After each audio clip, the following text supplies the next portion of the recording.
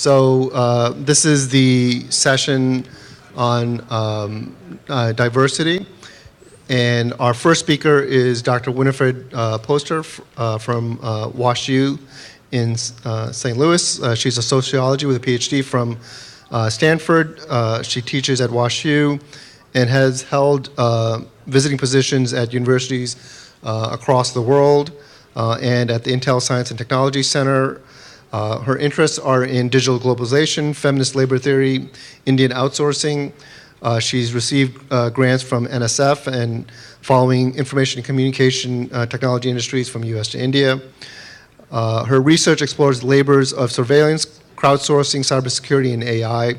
And her latest books are Invisible Labor and Borders in Service. Winifred.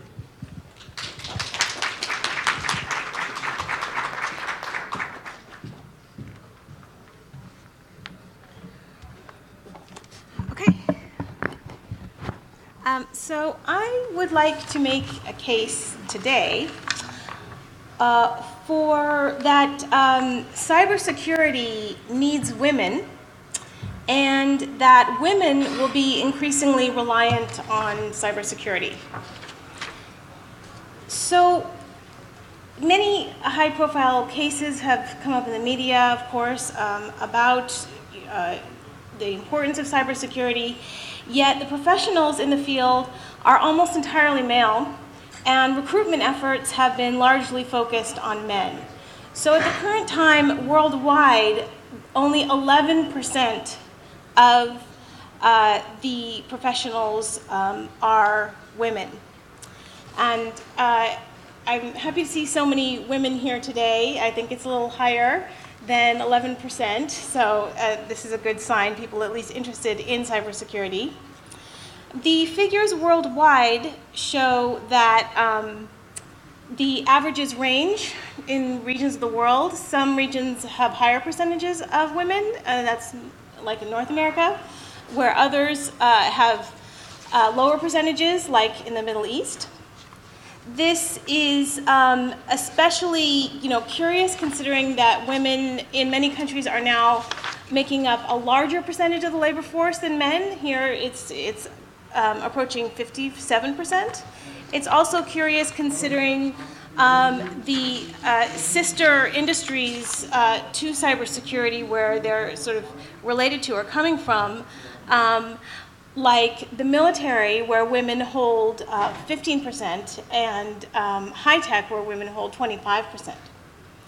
So over the next 3 years, the industry is projected to need another 1.5 to 2 million cybersecurity workers.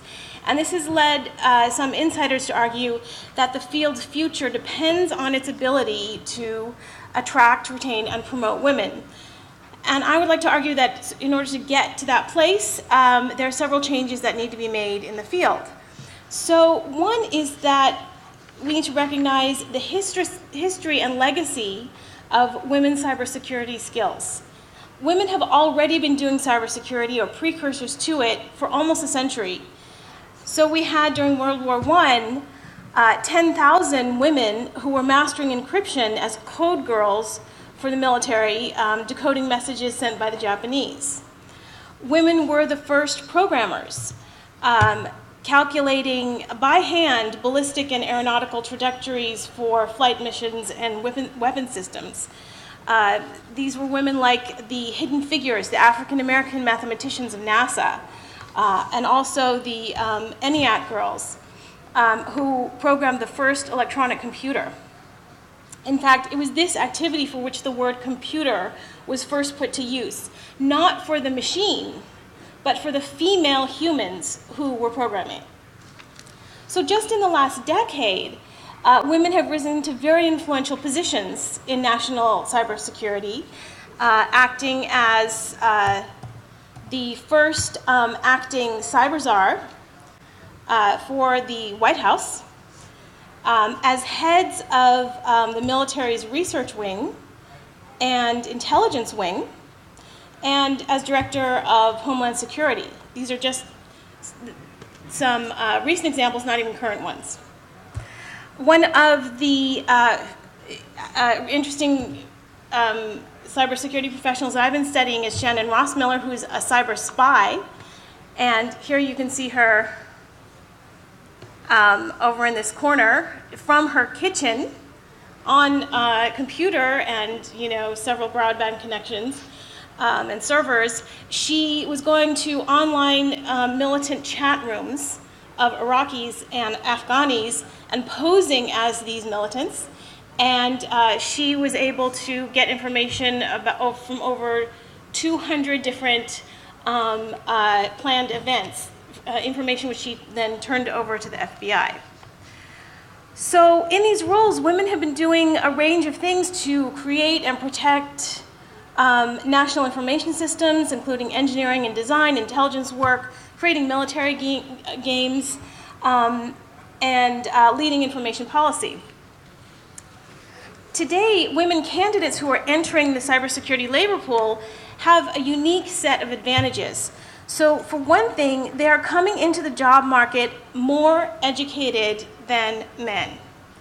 They are more likely to come with a master's or higher degree, 51%, versus men who come in at 45% with a higher degree.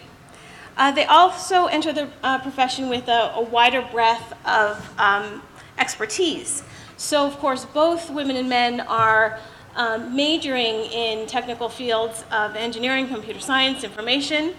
But if you add up these other fields, women are majoring in business, mathematics, social science, and others at 44% versus men at 30%.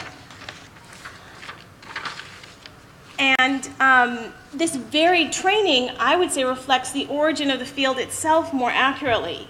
While a common perception is that cybersecurity is exclusively technical, its first practitioners were multidisciplinary. They were government researchers, they were network specialists from telecommunications, they were physical operations experts, and many, many, many more. They were auditors, they were physicists, there were a wide range of things.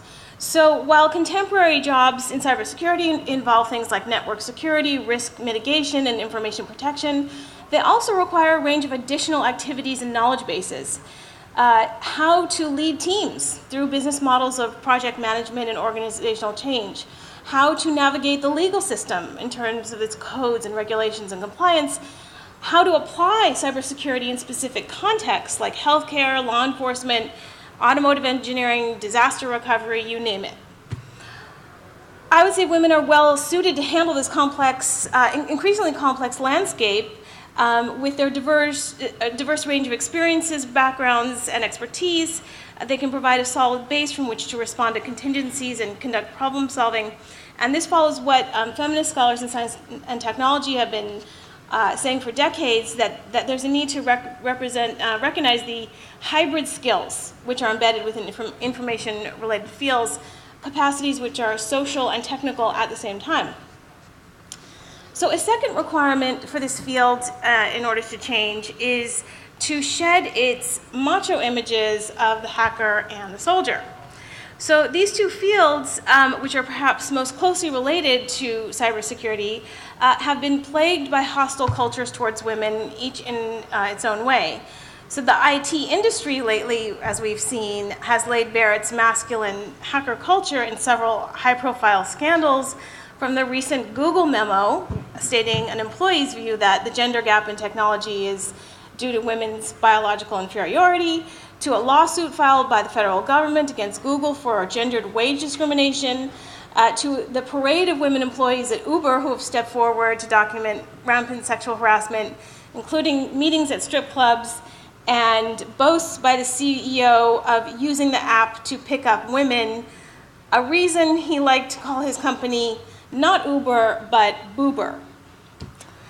So on a more routine level, the women who are in cybersecurity right now are reporting that they experience a kind of hacker imagery in terms of things like exceptionally long hours, late nights, highly focused and almost obsessive behavior.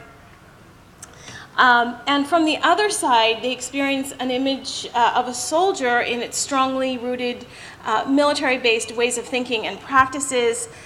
Some women have been reporting that they find the language of the field as problematic, and simple things like focusing more on the idea of the threat rather than of the network safety.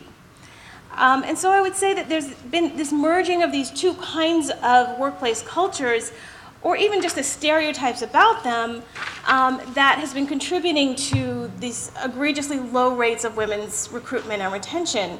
And there's some measurable impacts in terms of the reports from women that they experience discrimination at 51%. Versus the men who only report 15%.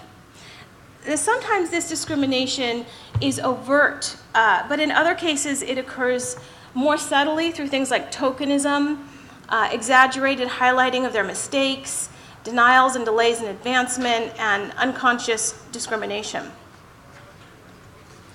So finally, a third way that I think the field needs to change is to recognize that the victims of cybersecurity are often women and girls.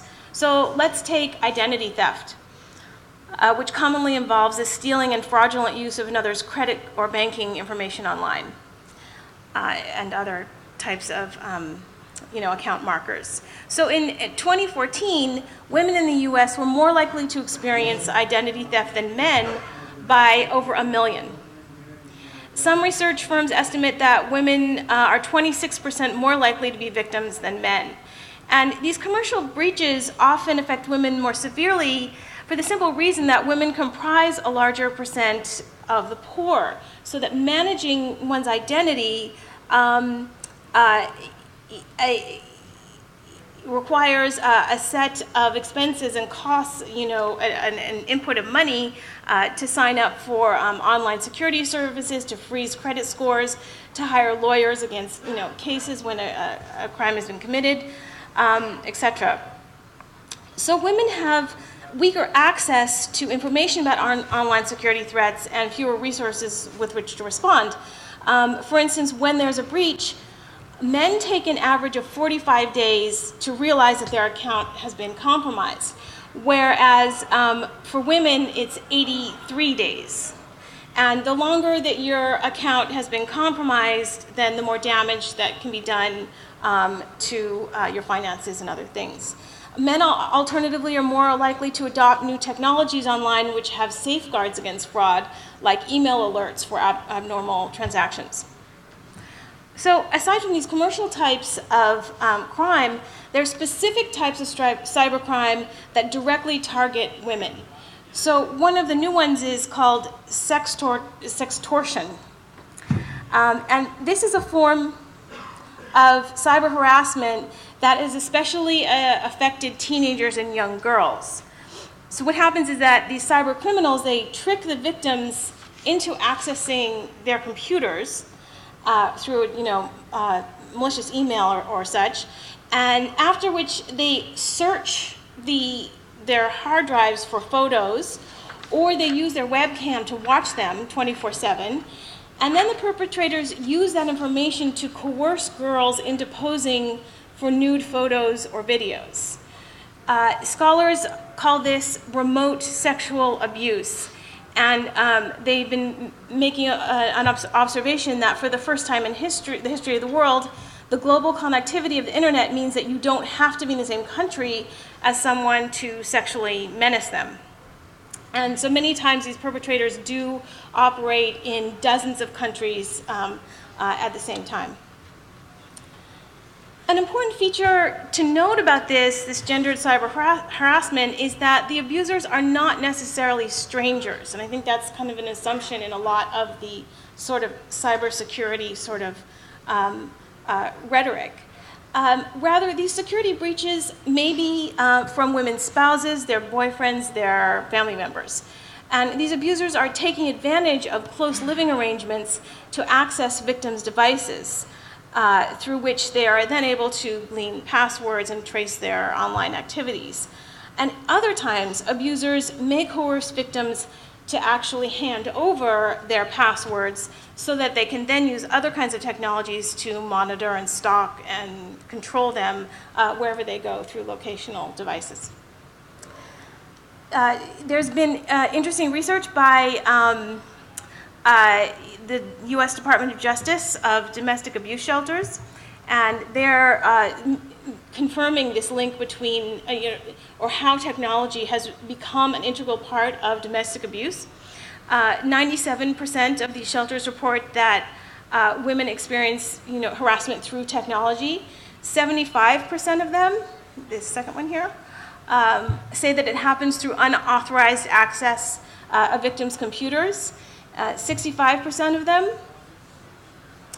say that is through unauthorized access to their email, social media, instant messaging. So this challenges the premise that security breaches are committed by unknown outsiders, and for women, the criminals are their most intimate partners, who then can use this misuse of technology online to commit physical abuse offline. So to sum up, I would say that women have a lot to gain personally from becoming involved in this field, and that they can help shape and direct cybersecurity to be more responsive to women, but also to everyday citizens, rather than cybersecurity for corporations or cybersecurity for state agencies. At the same time, I think cybersecurity has a lot to gain from looking towards women. There are simply too many jobs in this field that need filling to rely solely or even primarily on a male labor force. Many have argued that women are an untapped potential to help solve this dilemma. Finally, I would say that women's high level of education and diverse areas of training can assist with the increasingly demands of a secure information society. So future concerns will go beyond questions of maintaining the integrity of technological systems and network infrastructures. They're going to be questions like, how do we convince the CEO of a major company like Equifax to implement patches on their systems after they've been already made aware of the vulnerability and been told that they need to do this?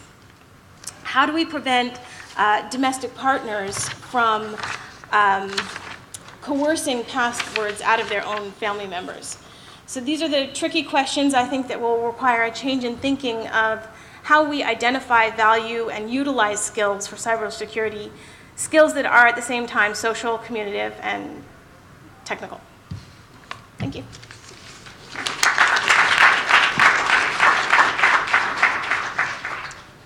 Any questions? Yeah. I want to use an analogy of the physical world. In the physical world, we can always say men should not rape women. We can declare that, and the numbers won't move. But in that particular scenario, we have constitutional rights like the Second Amendment, which is a force equalizer, right? So in Glock, we trust.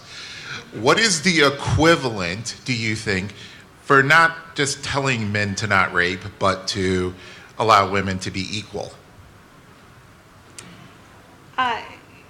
Great question. So you mean like in the online world or in the offline world? Yeah, in the online world. So what's the equivalent for women of a Glock? I think these are exactly the questions that we need to start asking. And instead of, sort of assuming all crime is the same, or, the major crimes that we need to consider are crimes against corporations or crimes against state agencies, I think we need to start asking how cybercrime happens among regular people and consumers and citizens and such. So starting with the question of, how to protect women, I think you're right on track. Yeah. I want them to be able to fire back against these attacks. Just trying to figure out what that is.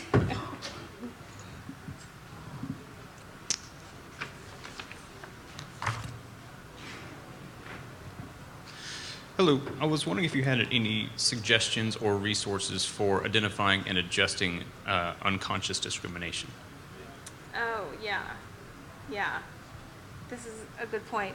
I think a lot of that is about these workplace cultures. Can you hear me okay?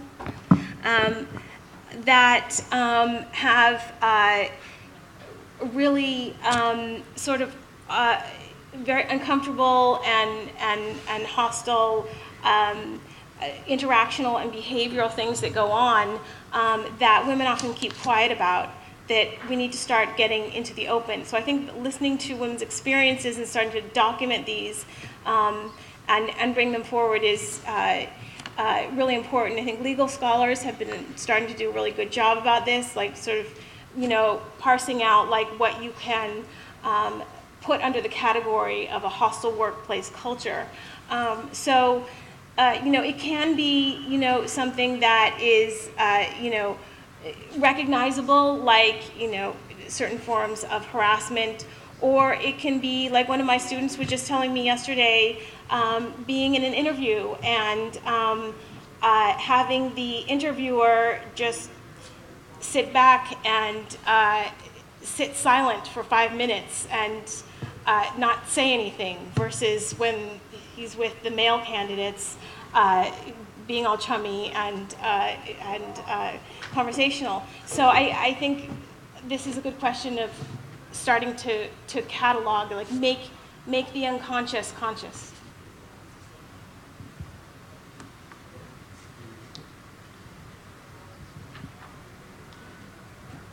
Sorry, I have a quick kind of response to the question you just had. So there are several companies now that are doing, you know, not unconscious. I say subconscious, unconscious. If you're unconscious, you don't probably have a bias. So subconscious bias training. So with my former employer, Visa, they did subconscious bias training for all their employees. There are several companies that are doing that now, and it's been shown to be quite effective. It's also important to kind of be aware of some of the biases that we have. And it's important to remember it's not just the male hiring managers or the male employees who are biased. Those same biases are also demonstrated by female managers and female employers. So things like, you know, it's been shown that if you take the same resume and change the name of, at the top of the resume from a male name to a female name, you're significantly less likely to get callbacks. They've replicated those studies on LinkedIn. So if you create a LinkedIn profile, the same profile with a male name is going to get significantly more job offers, significantly more recruiters that are going to try and reach out to them. So sorry, to your point, we can take it offline. I had a quick question, which is, how do you think, like, part of the thing is that, you know, to get more women into the workforce, we have to figure out, you know, what are the incentives that drive them to stay in the workforce. So part is, when I was reading the statistics, part of it is there are a lot more women that join the workforce, but then they drop out kind of somewhere in the middle. And one of the things that I read about, I'm not a woman, so you tell me, is that a lot of incentives in corporate structures are around pay and getting higher wages to employees to get them to stay, whereas for a lot of female employees, what might be more important is things like flexibility and some of the, not the base salary, but some of the added benefits that revolve around them. I think that's an interesting idea. In the gender and labor literature that I've seen, I've never come across expression of interest like that in different types of benefits from men and women. I think that women are equally interested in higher pay, especially since they are statistically paid, what is it now, like 78 to 85%, you know, to men's dollar or whatever. One could sort of turn it around and say that, you know, we should be encouraging men to look at flexibility, you know, as an important factor, just as, you know, women have, so that we can sort of balance out what's going on at home. But I do see your point. I mean, I think we need to be asking, you know, what are the things that are going to keep women in the labor force and also in school, so that they're not dropping out before they graduate, which also happens. And I think the same kinds of hostile environments that exist in the workplace are also happening, in the school system. So I've even had many, undergraduates drop out of their engineering and computer science classes for many of these same reasons. So I think it will definitely take a multi-pronged approach to sort of get this moving for the future. Okay, so thank you again.